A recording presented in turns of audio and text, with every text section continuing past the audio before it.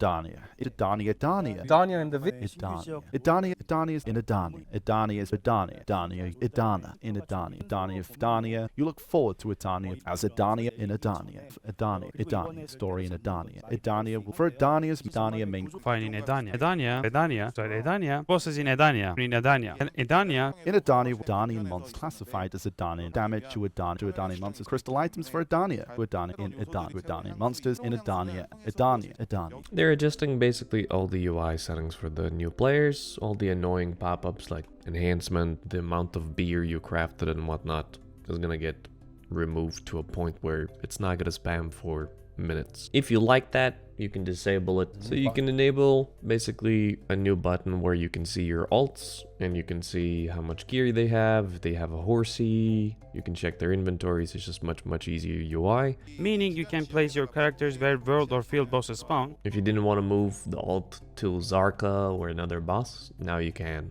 just slowly. And it's gonna cost you silver.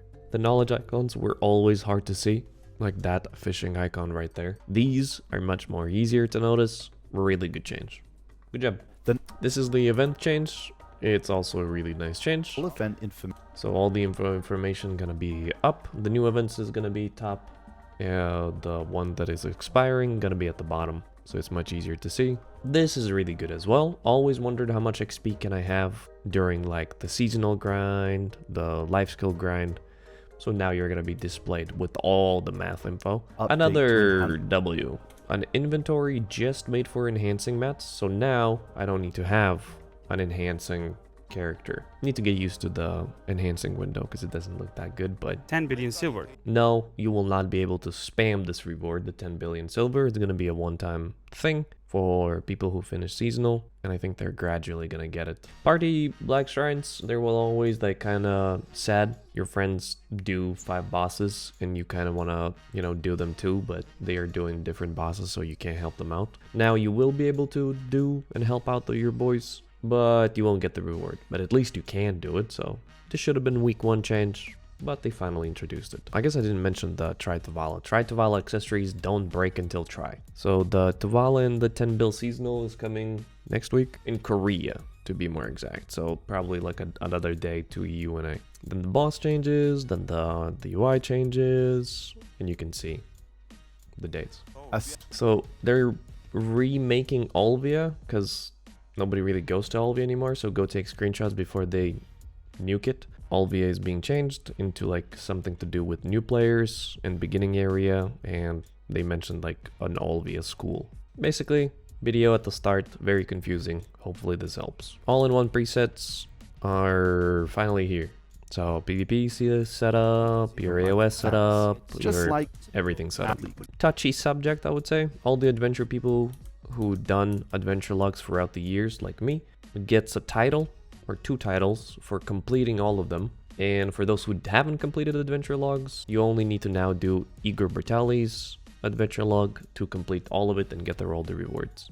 So fantastic change, and in my opinion they should have gave more to the people who done the adventure logs, just because it was tedious and very time consuming instead of titles. Why did you laugh, Endleaf? Good, it's overall a good change. Just wanted more out of my spend time that I made the adventure logs. Apparently seed pouches are in the game, so for farming, because the amount of crops you get in the inventory while you're farming is kind of a lot. They're still trying to figure out apparently how to make like a combination into one. So they're making seed pouches instead of making it into like where there would be a number of like how many sunflower seeds you have. After 7 years, I finally reworked my workers, and they introduced you don't need to swap to another character to roll your workers. It's probably gonna be a really nice way to get some money out of your energy, honestly. This is the silver embroidered clothes are going out the window. Silver embroidered life skill so will be, because they've only been used for XP farming, so all the XP and bonuses that are on the silver embroidered clothes are gonna go back on the Manos clothes, and the silver embroidered clothes are getting deleted. Compensation for them is going to be bases, +1s and +2s are going to be just sold, and +3, +4, and +5 are going to get you the new Dawn crystals at the bottom where Kurazat crystals are. +5 turns into that one, +5 into that one. So 100, 500 mil, 500, so 2.5 bill. So yeah, that's the cheapest method. Because this is 100 mil plus tri-close. This is +4 close, which is 700 mil.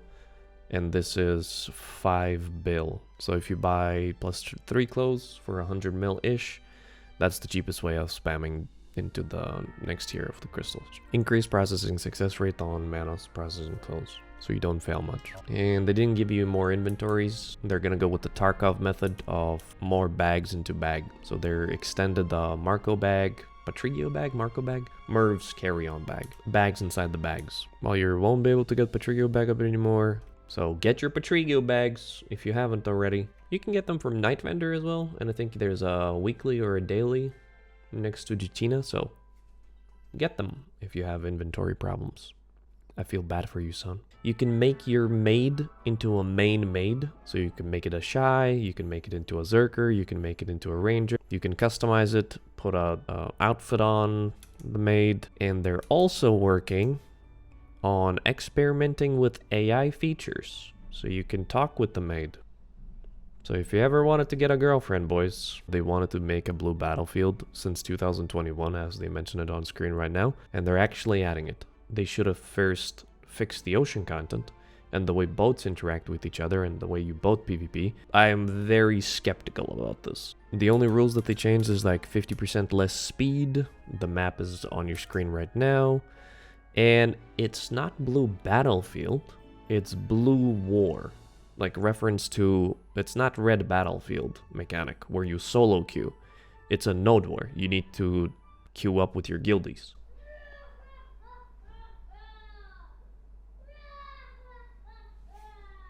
Okay, at least one of the people will enjoy this content. Yeah, 50% less speed. That sail again. You can participate with Karax, Panaxion will be a tank, Gil Galley is also going to be good, and you can also use that 24-hour or 1 week ship. It's going to be the wild card, which is going to be the strongest ship. And you also, for winning, the top one says 75 mastery, 40% life skill, and 30% sailing or bartering XP. So the farming and the workers stuff is coming on next month in like 2 weeks. The journal changes are coming on 7th, 23rd, so next month. Patrigio bag double increase.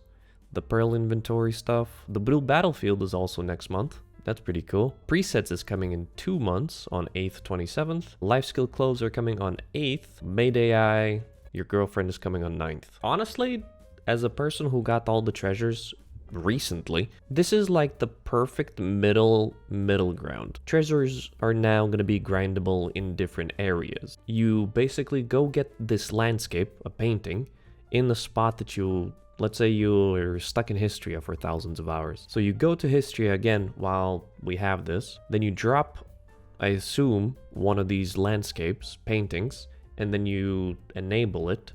And then you can go to a 300 AP plus spot and you can get the Histria piece at the fixed lower rate. Really great idea. Double the chances, pities for treasures, like all the garbage ideas that people recommended. The landscape will react upon using the scenery item and activate a number of spell charges equal to item use. It will consume spell charges. Think of it as working similarly to Agris. It's gonna work like Agris?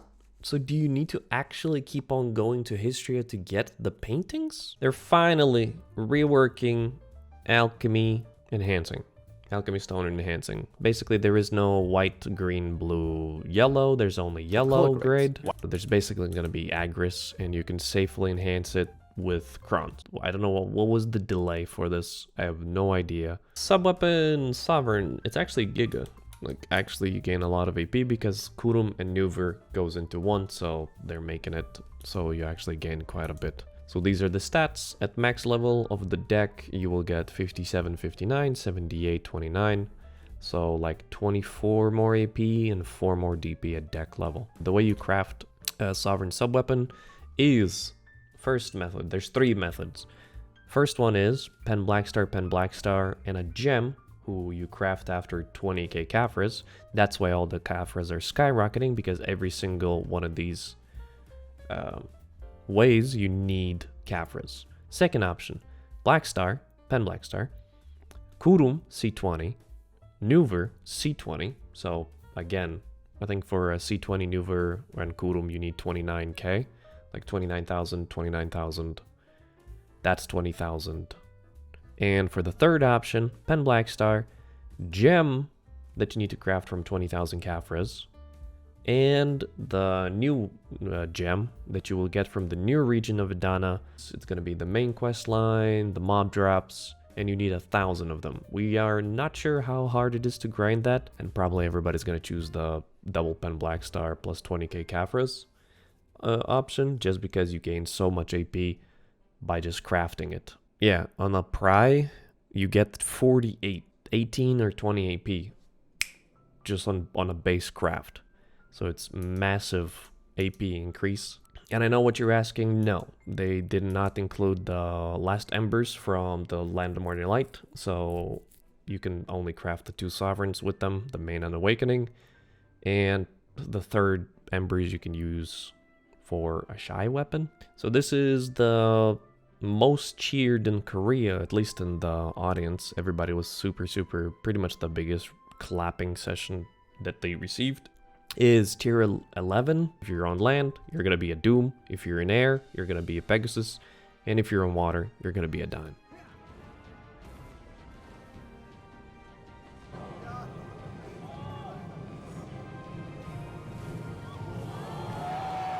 If you have a Crocodile Sanctuary, you can immediately exchange it upon the update. It's like in the beta version, they're like testing this feature of tagging characters, swapping without loading screens. Sure.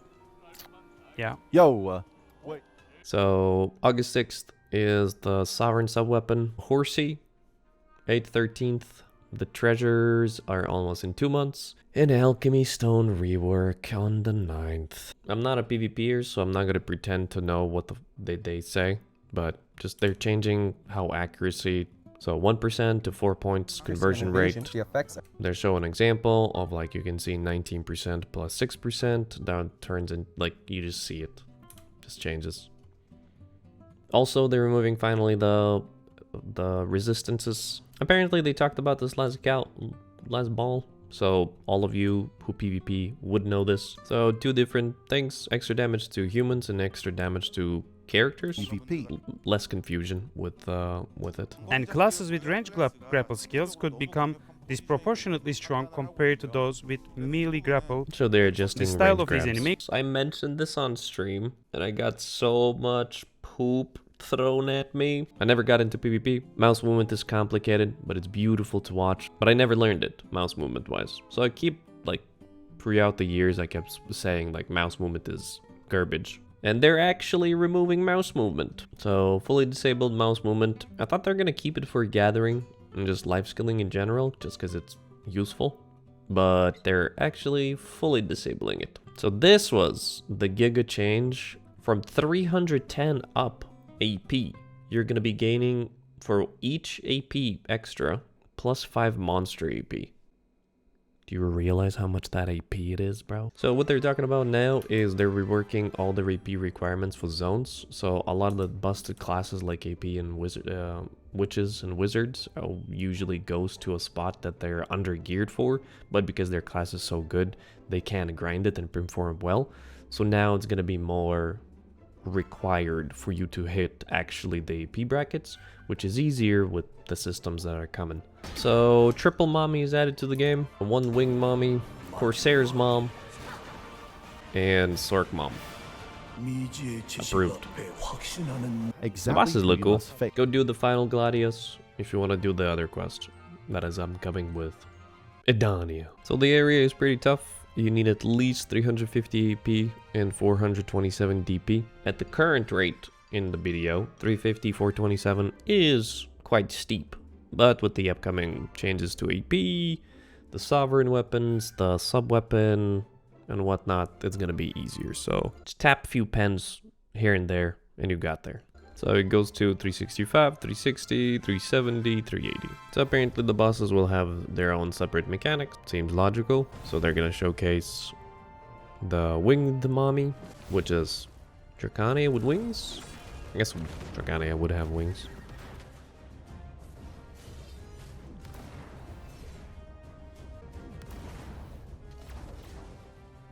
The Rusalka, the Corsair's mom. Trident looks sick.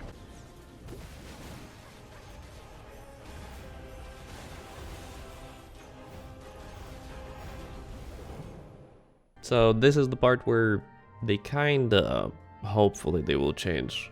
You can only get one of these bosses once a week. And later we're gonna find out that you'll need the stone that drops from a boss for armors to craft them and enhance them. There's 4 armors you get once a week and need to enhance them up to deck. So you will be able to reform with an item your existing artifacts. They did show only the PvP artifacts, so I don't know if there is PvE artifacts reforming stone. I hope so. And you can also increase your lightstones. Just basically like your demi-humans, humans. Now there's gonna be Edanians. Damaged species will no longer contribute to breaking through the max AP limit. That said, the AP requirements now playing a much bigger role in entering high-tier monsters. Think of this as upgraded versions that combine the effects of both the life skill crystal of vital life crystal and the vital crystal. Can be crafted using materials gathered from new life skill resources in Edana drafts and 2 new perfume recipes. These are the new draughts and new perfumes. Now, existing perfumes can be used as ingredients for the new. So this is the primordial gem, or primordial fragment and primordial gem. 1,000 of them to craft into primordial gem, which is the item you need to make the sovereign. So the main ways you're gonna get it is like main quest line, 100, but there's gonna be weeklies. They didn't tell us how much you're gonna get from the mob drop. Crafting the sub-weapon with the gem of primordial will take longer than other routes mentioned. Edania, but first a Edania. video. So this is the new armor. Looks sick. It's just the way you obtain it. It's a weekly. You can't increase it. Hopefully there was like a mistranslation error and I didn't understand it correctly. And you can indeed, like, you know, at least craft the armors quicker than once a week. What you just saw, Edana's defense gear. Edana. It combines both evasion and DR. So for those who are going to be asking if I have evasion or DR gloves. Edana's defense gear. Edana. The initial craft is you need a Tet Fallen God armor. And then the resource that you get from, guaranteed resource you get from a boss, a weekly boss, you could do only once a week. And then you craft into an armor. Enhancing to Edana's defense gear Edana. requires a special material called Edana's Black Stone, which is crafted using fragment of Edana. Edana. So 77 players have created pen Fallen God armors. There's a total of 99 armors. So if you have a pen Fallen God armor, which is the 1.5 trillion silver armor, the best armor that we have in the game, you'll receive for exchanging an Oct new Edana's armor, which is realistically it's gonna take you like 2 years, something like 4 years basically, to just craft until Oct on average. So as you can see, the enhancement levels are crazy. Like one of these stones with the current system that we have is once a week, and you have 5% chance from Sept to Oct. Crowns are easy, just heavy time gate. As the best defense gear that will exist in the game. Best defense gear in the game that will ever exist. So this is the final armor that we get in the BDO. These are the stats of the armor. I got a little sidetracked, but let's get back to the main topic. They will gain an extra AP +1 at Pen, Hex, and Sept, for a total of Until Sept. So from Pen, 6, so extra 3 AP. reforming your sovereign weapon will grant another +3 AP. That's a total of 6 AP. Putting a Garmoth, you will be able to put a Garmoth Heart in your main weapon. +3 AP, +50 accuracy. On July 9th, they were giving an inverted Garmoth Heart basically for everybody. So this is the new PvP content that they're adding in the new region with the Edania. So how it's gonna work, you go kill a boss, you enter a raffle, let's call it, and the 7th most geared, 7 people who are most geared are automatically put into the PvP zone, or I don't know how it's gonna work, but in a queue, and then 3 randoms who defeated that boss that week, and they're gonna fight. It's gonna be a free-for-all, which I disagree on. They duke it out until one survives, and then he becomes the Edana, and then he gets taxes. He can drop 100%, drop buff. He can bully people in the region that he took over. Not sure how much money he will get for it, but I assume quite a bit just because everybody's gonna be grinding those zones. Interested to see, but it seems like calling it a PvP zone is not really a PvP zone when, what, you PvP only once a week with the 10 people, and then only one person can be free of karma, death penalty, and bully everybody because he's Edana. I don't see how that's PvP, you know, maybe I'm wrong. So it's coming to August 8th. New class, Wukong. He's very protected, quite hype in APM, very fast class. Nice AoE so far, very protected, high frame, super armors and whatnot, so. But it's usual with the new classes that they have all of that. The most fun one, he does have a grab, and you're about to see the most fun skill. Nimbus.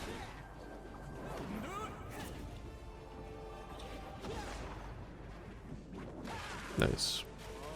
My first impression was just he's a little bit too flashy, so I would remove the spell effects.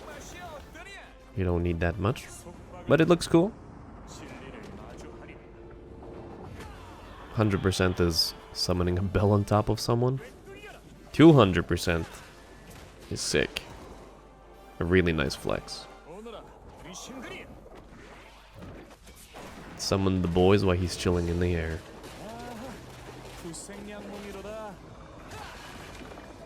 Then they did something that I hadn't expected, and they revealed the class, next class, right after the Wukong.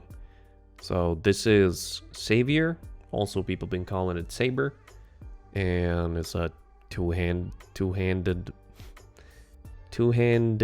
sword lady. So basically a female warrior, which the sword looks awesome. And I'm more excited about this class than Wukong. So now all of the, you know, like, who cares about Wukong when we have Savior coming in. So it's 1v1 tournaments, masterclass. We're gonna find out who's the best class. And now there is no same gear. You'll have to battle out with your best gear. So prepare for 24-hour matches between shies. The most exciting content part of the whole Heidel Ball. Booba.